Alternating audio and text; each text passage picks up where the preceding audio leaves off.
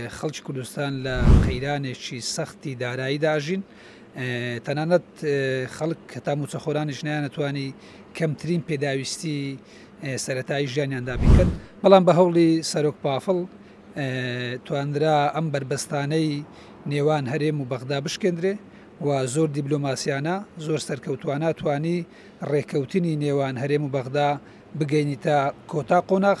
ئەمەش وای کرد کە بەغدا موچەی موچەخۆرانی هەرێمی کوردستان بنێرێ، تا ئێستاش چاوەڕێین کە موچە بێتن بۆ ئەوەی گوزەرانی خەڵک لەم وەزع خراپە دەربچێت و جارێکتر بستنەوە سەر ڕێڕەوی ژیان. باش ئێستا هەوڵاتیان تا چەند دڵخۆشن بۆی کە موچەی مانجی 5 وا بڕیارەکەەوە یەک ڕۆژ داهات و خەرج بکرێت لیستی موچە بڵاو بکرێتەوە.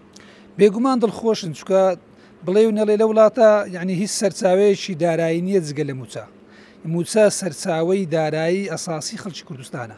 تۆ کە موچەی نەدەیێ ژیان ئەوەستێ، بەڵام کە جارێکتر موچیان بۆ نێری و ئاساب کە ژیان جارێکتر لە سەرەتاوە دەست پێ کاتەوە خەڵک ئەتوانێت پێداویستەکانی خۆیان دابین کە خەڵک ئەتوانێ گەشت بکە، ئەتوانێ شت بۆ مناڵەکانی بکڕی، ئەتوانێ ینی کۆمەڵێک شت هەیە خۆ ناگوترێت کە باسکەی ینی معاناتی خەڵک ئەوەندە خراپ بوو باوەڕتی بە دوو سێوشە ناوت.